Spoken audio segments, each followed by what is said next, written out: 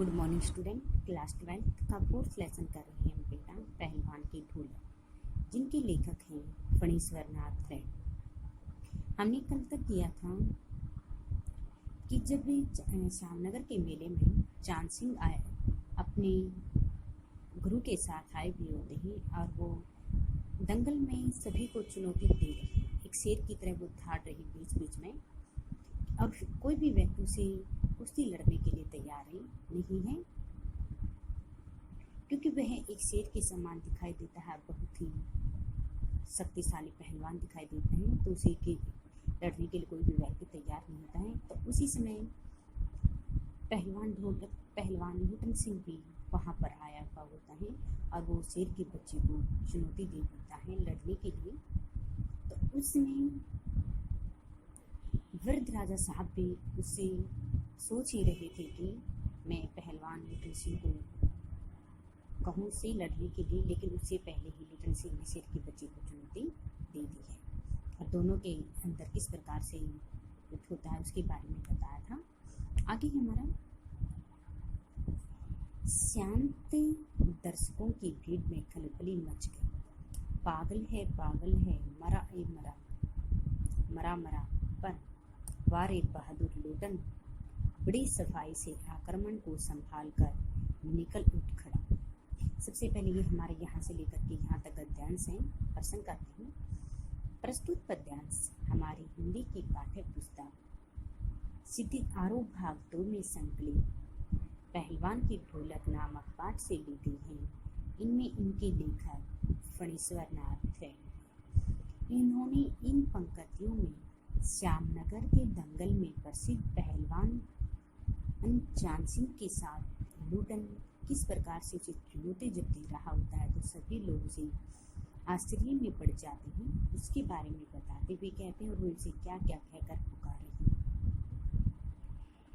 शांत दर्शकों की भीड़ में, यानी कि लेखक कहता है कि श्यामनगर के दंगल में आई शेर के बच्चे के नाम से प्रसिद्ध चांद सिंह पहलवान को देख करके लूटन जब उसके साथ लड़ने के लिए तैयार हो जाता है तो इतने दर्शकों की भीड़ में, यानी कि जो वहाँ श्यामनगर के मेले में दंगल देखने आए हुए थे, उन लोगों के बीच में खलबली सी मच जाती है, शोर मचाने लग जाते हैं कि पागल है। किसको कहते हैं पागल? लूटन सिंह को, कि लूटन सिंह तो पागल है। इसकी ये चांद सिंह तो इतना शक्तिशाली है, लेकिन लूटन सिंह को किसी प्रकार के कोई दाव पहचाते भी नहीं है और फिर भी ये इससे लड़ने के लिए तैयार है।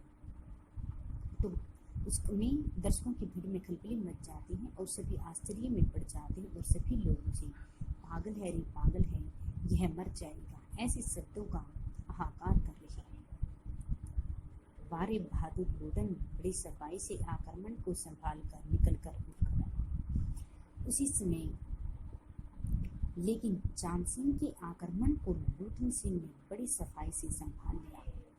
वह उसके नीचे से निकल कर खड़ा हुआ, यानी कि वह इतना शक्तिशाली था, लेकिन फिर भी लूटन सिंह को दाव पैंच खेलने नहीं आते थे, लेकिन उसके बावजूद भी लूटन सिंह बड़ी सफाई से क्या किया, उसने उसे को संभाल लिया और वह बड़ी सफाई से उसके से नीचे से निकल कर खड़ा हुआ और पैंतरा दिखाने लगा। पैंतरा होता है दाव पैंच, और अपने क्या करता है, अपने दाव पैंच से वह दिखाने लगता है। राजा साहब ने कुश्ती बंद करवाकर लूटन को अपने पास बुलवाया। उसी समय क्या होता है, अब चांद सिंह को वह अपनी दाव पैंच दिखाने लगता है। तो उसी समय श्यामनगर के राजा श्यामानंद राज साहब ने कुश्ती को बीच में ही बंद कर दिया और लूटन पहलवान सिंह को वह अपने पास बुलाकर उसे समझाता बुझाता है कि आप इसके साथ ही लड़ाई कुश्ती मत करो, क्योंकि यह बहुत शक्तिशाली है, इसे दाव पैंच खेलने के आते हैं, लेकिन आपको कुछ भी नहीं आते हैं। यदि आप हार जाते हैं तो सभी जो दर्शकगण देखने आए हैं ये हाहाकार मचाएंगे। लेकिन लूटन सिंह इस बात को नहीं स्वीकारता है। अंत में उसकी हिम्मत की प्रशंसा करते हुए 10 रुपये का नोट देकर कहने लगे, जाओ मेला देखकर घर जाओ। उसी समय क्या कहते हैं, लूटन पहलवान सिंह को वह अपने पास बुलाते हैं और वह उसके ऐसे दाव पैंच को देख करके बड़े खुश होते हैं, उसकी प्रशंसा करते हैं। अब वो बेचारा बहुत ही सीधा साधा खुला आदमी था, वो है उसे 10 रुपये का नोट देकर उसे कह कहते हैं उसके राजा साहब, आप ऐसा करो, मेला देखकर और यहाँ से चले जाओ। उसे खेलने नहीं जा जाता क्योंकि उनको चिंता है कि इतना शक्तिशाली कहीं हार नहीं जाए इसके साथ, तो वह ऐसे करके उसे वहाँ से निकलने के लिए कह देते। फिर इसके बाद में आपने विशेष लिखना है कि इस कहानीकार में लूटन सिंह, पहलवान सिंह की वीरता का चित्रण किया गया है। इनकी भाषा सहज व सरल है, प्रसंगानुकूल है, तत्सम तद्भुत शब्दों का इसमें प्रयोग भी किया गया है। इसके बाद भी इसे क्वेश्चन आंसर करते हैं। अगर इस लेसन में से हमारा फर्स्ट क्वेश्चन आता है कि शांत दर्शकों की भीड़ में खलबली क्यों मच गई थी। जैसे इसी गद्यांश का हमारा फर्स्ट क्वेश्चन आता है, शांत दर्शकों की भीड़ में खलबली क्यों मच गई थी। शांत दर्शकों की भीड़ में खलबली इसलिए मच गई थी क्योंकि श्यामनगर के जंगल में जब मेला भरा हुआ था तो वहाँ पर मेला देखने के लिए बहुत सारे लोग आए थे। वहाँ पर दंगल भी हुआ था जिसमें शेर के बच्चे के नाम से प्रसिद्ध पहलवान चांद सिंह को जाना जाता है और उसकी बराबरी करने के लिए कोई भी पहलवान नहीं होता है। उसी समय लूटन पहलवान सिंह बड़े जोश में आकर के उसी शेर के बच्चे चांद सिंह को वह चुनौती दे देता है और उसकी चुनौती को सुनकर के यानी कि जो दर्शक मेला देखने के लिए आए हुए थे वो सभी क्या करते हैं, शोर मचाने लग जाते हैं। श्यामनगर के राजा का नाम क्या था, श्यामानंद। अभी बताया गया था क्या था, श्यामानंद। उसे क्या प्रिय लगा था, उसे इसके साथ साथ उसे दंगल में बहुत शौक था। उसे दंगल का क्या था, बहुत शौक था। राजा साहब के बीच में ही कुश्ती क्यों रुका थी। राजा साहब चांद सिंह को जानता था, वह उसकी दाव पेंच पहले ही देख चुका था। चांद सिंह से पहले शेर के बच्चे को उपाधि प्राप्त हुई थी, लेकिन लूटन पहलवान सिंह को किसी प्रकार की दाव पेंच नहीं आती, इसलिए राजा साहब ने उसकी कुश्ती को बीच में ही रुकवा दिया था। राजा साहब ने लूटन सिंह पहलवान को कितने रुपए का नोट किया था, 10 रुपये का नोट किया था। क्यों, क्योंकि उसने कहा था कि आप ये 10 रुपये का नोट लेकर के आप ये 10 रुपये का नोट लेकर के यहाँ से चले जाओ और ये पहले शेर के बच्चे नामक बलशाली पहलवान के लड़ने की हिम्मत जो आपने की है उसके लिए मैं आपकी प्रशंसा करता हूँ और आप ये 10 रुपये का नोट लेकर यहाँ से जाओ और मेला दिखाओ।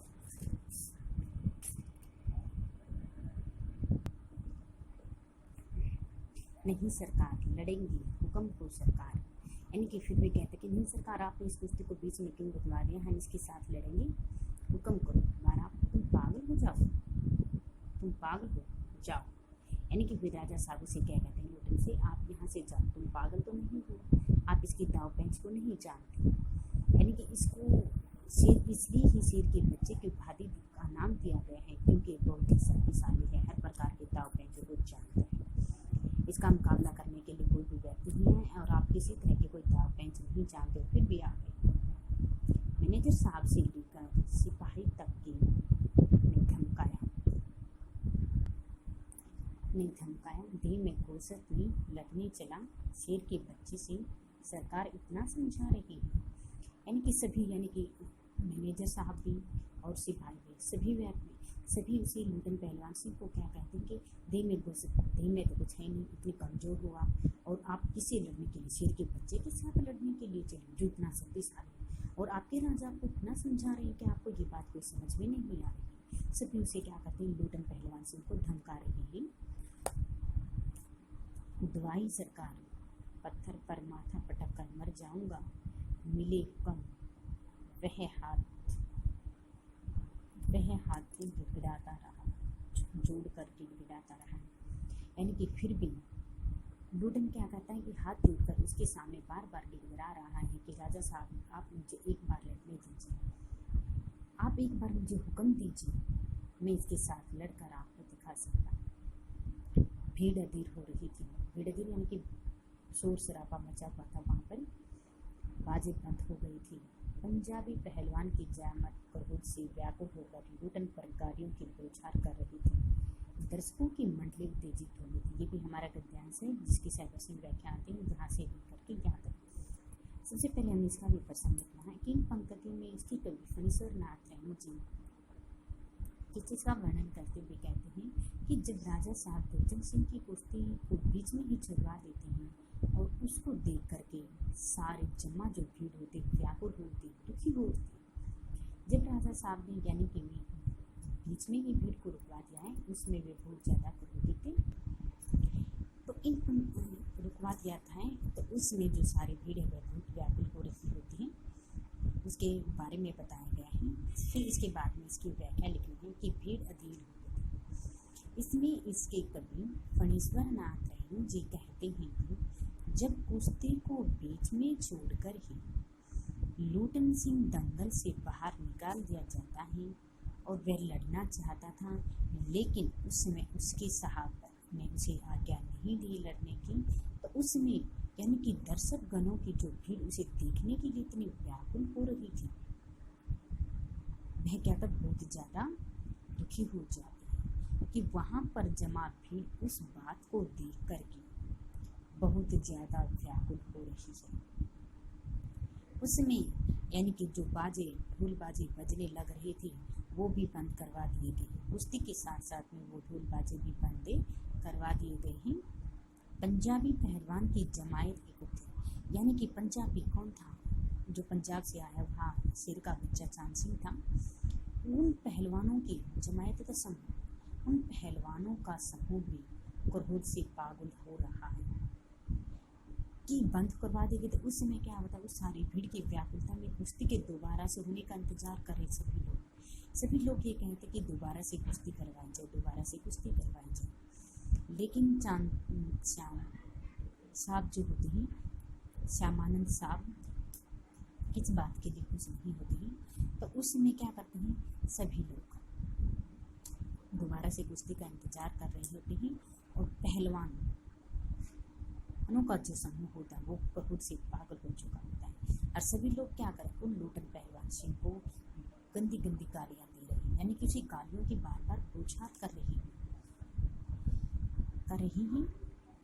दर्शकों की मंडली उत्तेजित होकर लूटन पर कोई लूटन के पक्ष में चिल्ला रहा है। उसमें वहाँ पर जितने भी दर्शकगण इकट्ठे हो रहे होते हैं, उसी में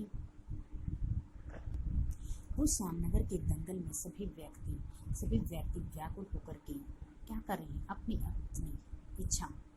इच्छा जाहिर कर रहे हैं। लेकिन वहाँ पर खड़े कुछ व्यक्ति तो ऐसे भी हैं जो लूटन पहलवान सिंह के पक्ष में चिल्ला रहा है कि आप उसे लड़ने की आज्ञा दीजिए, उसे तरकीब गिरफ्तारी करें। तो लूटन पहलवान सिंह को आज्ञा दी जाए, उसे लड़ने दिया जाए। कि वे साहब से कहते हैं कि लूटन पहलवान सिंह को लड़ने की आज्ञा दी, इसे लड़ने दिया जाए, क्योंकि यह हम जानते हैं कि यह चांद सिंह के साथ अच्छी प्रकार से लड़ सकता है। ये हमारा व्याख्या थी और उसके बाद में इसका विशेष में वही चीज़ें लिखनी है आपने कि लेखक ने दंगल में खड़ी भीड़ की व्याकुलता का सजीव चित्रण किया गया है। भाषा शैली सरल भी है, वर्णात्मक शैली का प्रयोग भी किया गया है। इसके बाद में इसी के क्वेश्चन आंसर हैं।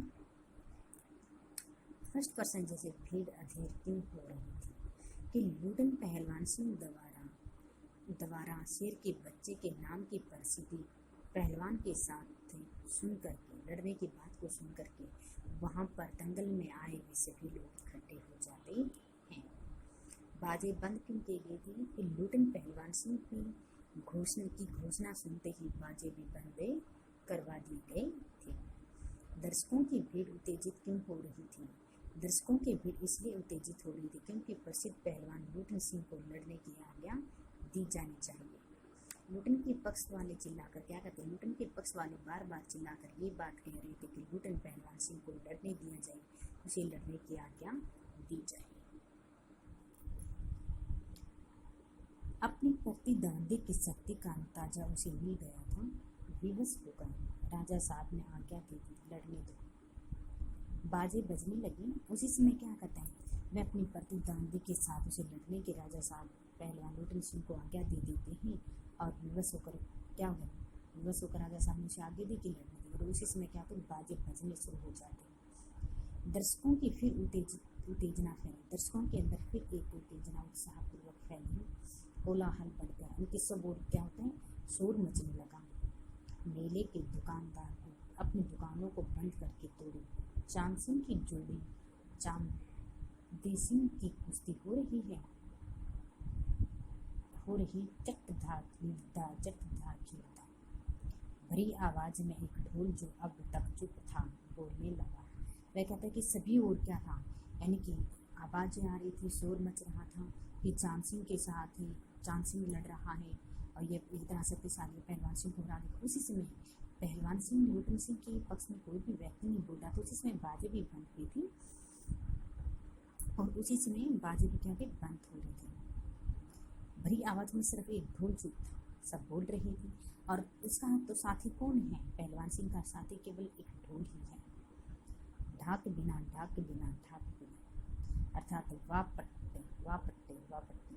लूटन को चांद ने कसकर दबा दिया। उसमें कहते हैं पहलवान लूटन सिंह ने क्या किया है, चांद सिंह को दबोच लिया है। अरे गया है, गया गया। दर्शकों ने तालियां बजाई।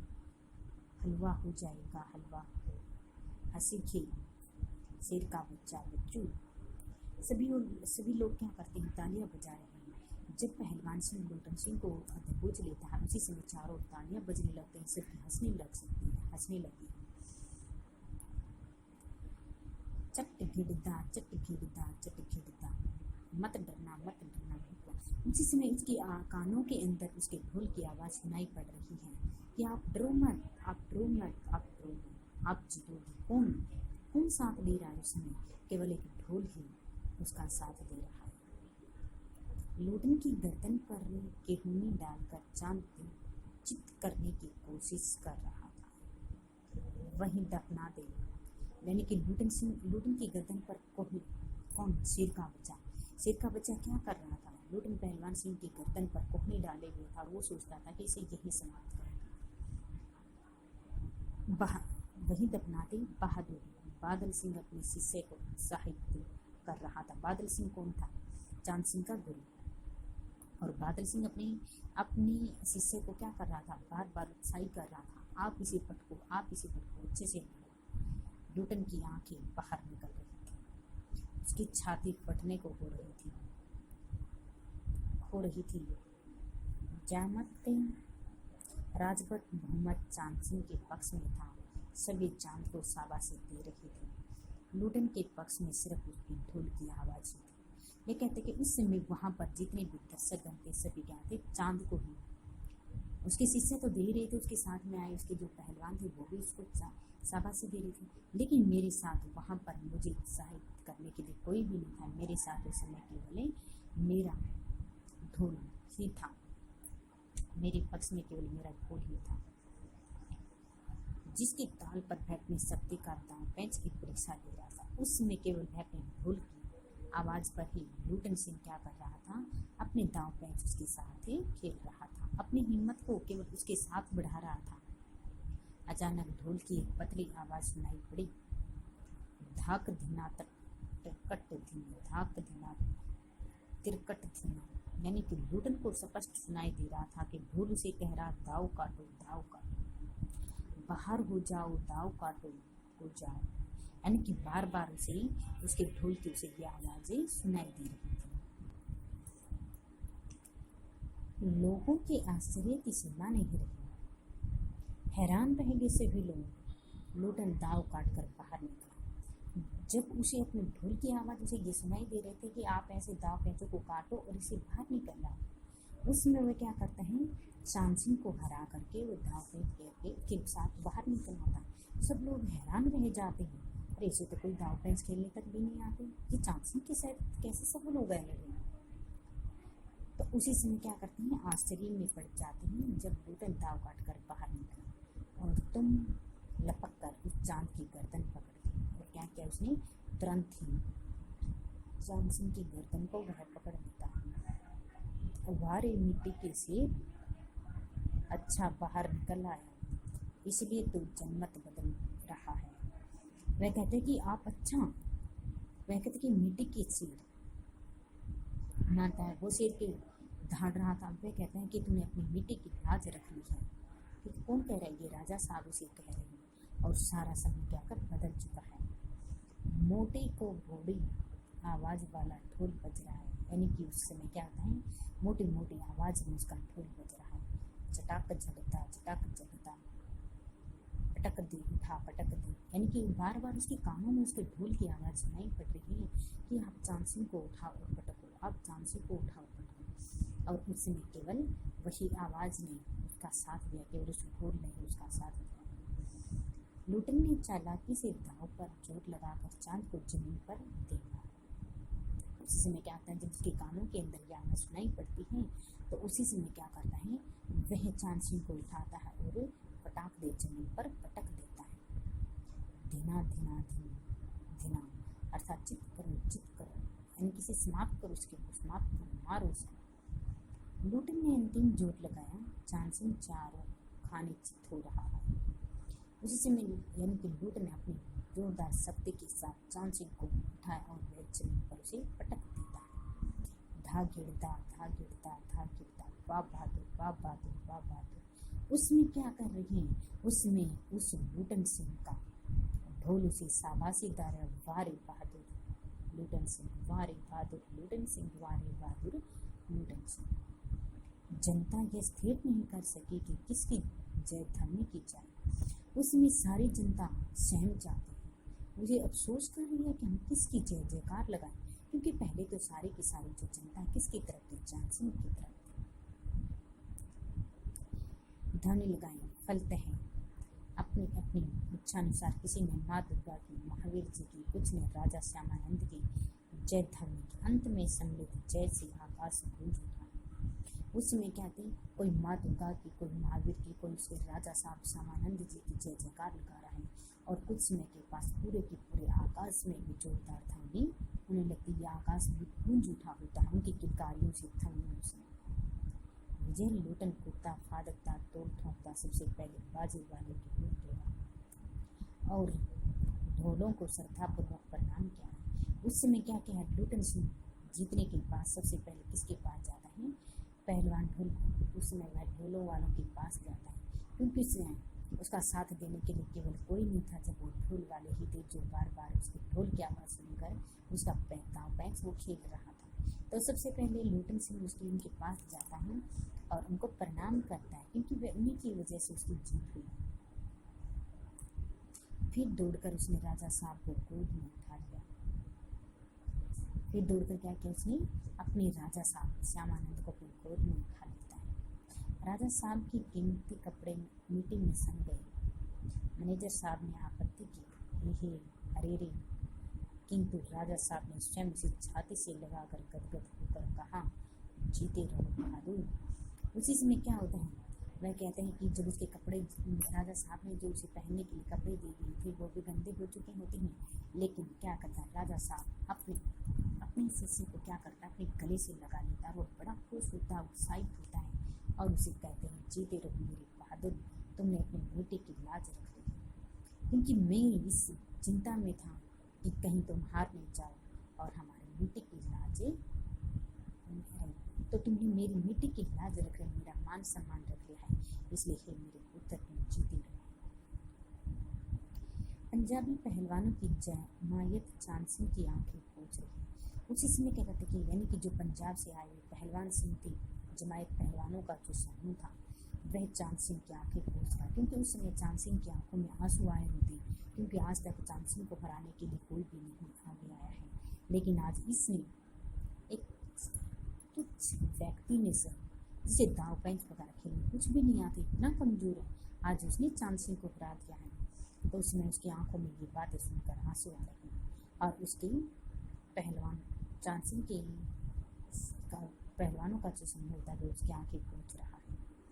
लूटन को राजा साहब ने पुरस्कृत ही नहीं किया, अपने दरबार में सदा के लिए रख लिया। उसने केवल उसका मान सम्मान ही नहीं दिया है, राजा साहब श्यामानंद जी ने लूटन सिंह को हमेशा हमेशा के लिए अपने दरबार में रख लेता है। तब से लूटन राज पहलवान हो गया। राजा साहब उसे लूटन कहकर पुकारने लगे। उसमें क्या कहते हैं, सब कुछ उसके हाथ में वह सब सुंदर है। वह राजा साहब ने उसको वहाँ का राजपाट संभालना, हर प्रकार के कार्य, खाना पीना, कपड़े, पूरा का पूरा जो खर्चा होता है वह सारा रामानंद ने ही उठाया था। और राजा साहब उसे लूटन के नाम से पुकारने लगते। राजा पीड़ित ने मुंह पिचकाया, वो ये जाते का है सी। तो वहाँ पर राजपंडित से कहते कि हुजूर ये तो कि उस जाति का है। मैनेजर साहब क्षत्रिय थे। क्लीन शेव चेहरे को संकुचित करते हुए अपनी शक्ति लगाकर नाक के बाल उखाड़ रही थी। चुटकी से अत्याचारी बाल को रगड़ते हुए बोले, सरकार यह अन्याय है। राजा साहब ने मुस्कुराते उसने इतना ही कहा, उसने स्त्री का काम किया। जब सभी लोग ये कहते कि आप अक्षत्री हैं और अक्षत्री व्यक्तियों को ही रख सकते हैं, आप इसे क्यों रख रहे हैं, तो उसमें राजा साहब उसे क्या कहते, इसने काम अक्षत्री वाला किया है, इसलिए मैं इसको अपने पास रख रहा हूँ।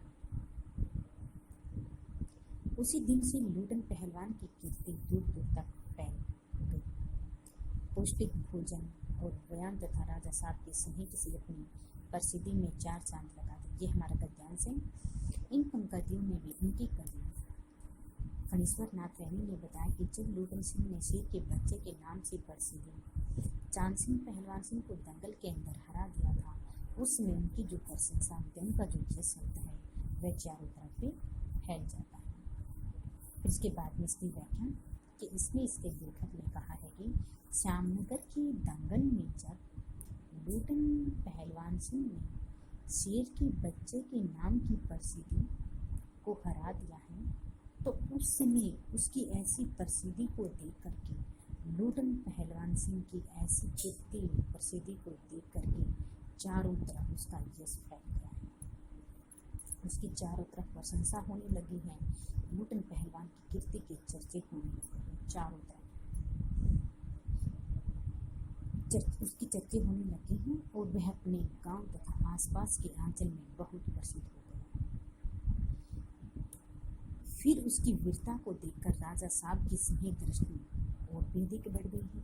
जब चारों ओर ही उसकी प्रशंसा होने लगी है और राजा साहब ने उसकी ऐसी प्रशंसा को देख करके उसे चारों तरफ उसका यश फैल गया, उसका जय जयकार लगा हुआ है, उसे देख करके क्या करते हैं राजा साहब की जो स्नेह दृष्टि और ज़्यादा बढ़ जाती है। वह उसमें उसे पौष्टिक भोजन व्यायाम सब कुछ देने लगा। सारा निश्चय राजा साहब ने ही कर लिया है। क्यों किया है? क्योंकि नित्य व्यायाम पौष्टिक भोजन राजा साहब की कृपा से लूटन की प्रसिद्धि में चार चांद लगा दी थी।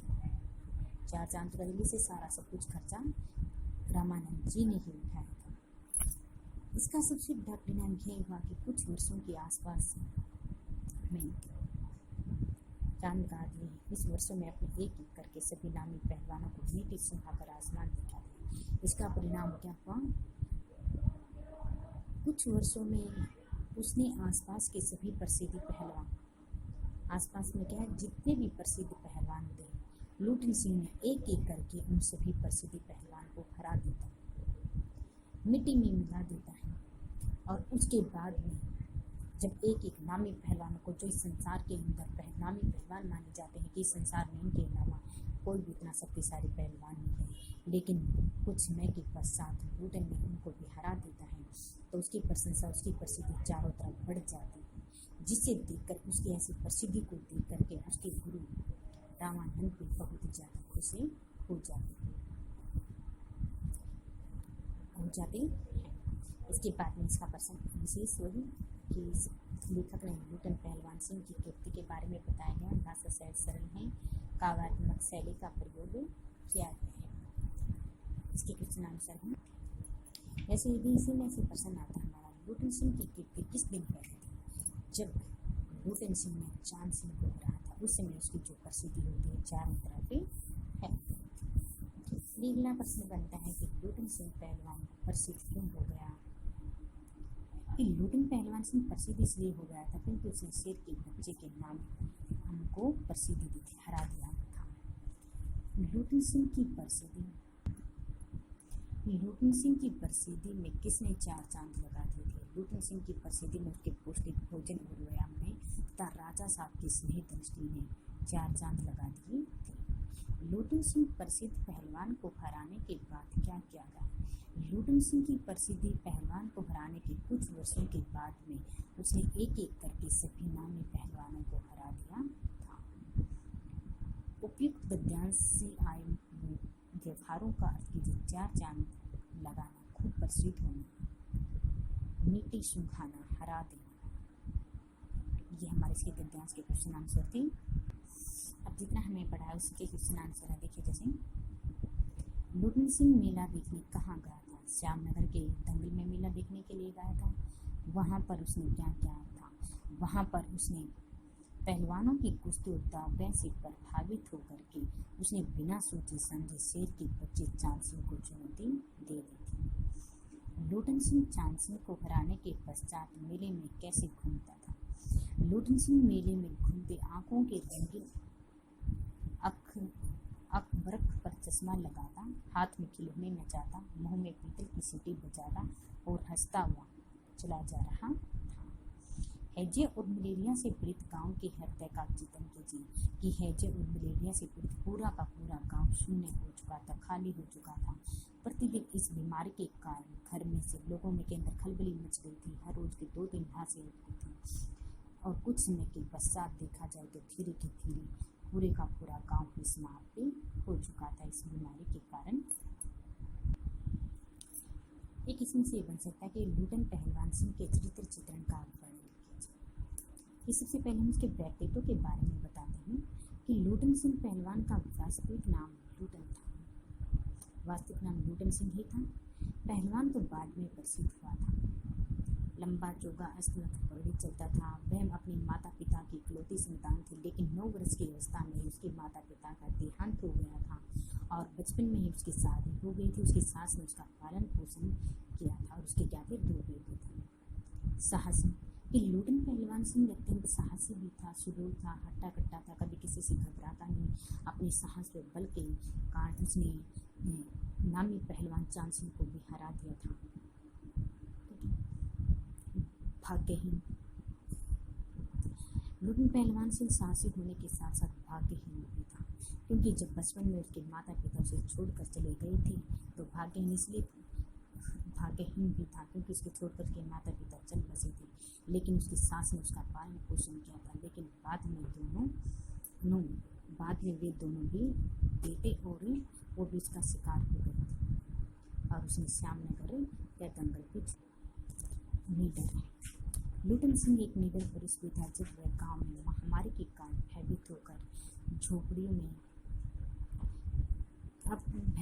अपनी झोपड़ी में जब गुम हो जाते थे, तब अकेला लुटन सिंह रात्रि के इस सन्नाटे में केवल अपनी ढोल की आवाज़ बजाया करता था और उसमें सभी लोगों को सांत्वना देता था।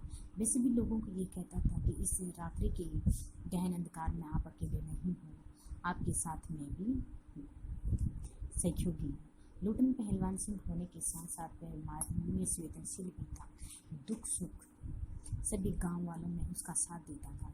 सभी के दुख में दुख, सुख में सुख होता था, सहारा देता। जब महामारी के कारण पूरे के पूरे गांव में कहर मच गया था, तब लोगों को सांत्वना देने के लिए कोई भी नहीं था। दिन के समय पर सभी लोग आ जाते थे, लेकिन शाम के समय कोई किसी के घर आता जाता था कभी नहीं था। उस समय केवल लुटन पहलवान सिंह ही अपने ढोल की आवाज़ से प्रसिद्धि देखकर सभी लोगों को सांत्वना देता था। यदि आता है ये क्वेश्चन कि लुटन पहलवान सिंह का चरित्र चित्रण के बारे में, तो सबसे पहले आपको उसका व्यक्तित्व साहसी, भाग्यहीन, निडर पॉइंट 2 के अंदर लिखना है। ये जो चीज़ें देखी हैं आपने उसके बारे में अभी तक जो लेसन में क्या क्या पढ़ा है, क्या क्या उसकी इच्छाएं जाहिर की गई हैं, वो सारी की सारी चीज़ें आपने वो सारी की सारी प्रसिद्धि केवल इसके अंदर लिखी। तो आज का काम हमारा यही है। ये हमारे क्वेश्चन आंसर गद्यांश हो चुके हैं और कुछ ऑप्शन टाइप क्वेश्चन हो चुके हैं। ये हमारे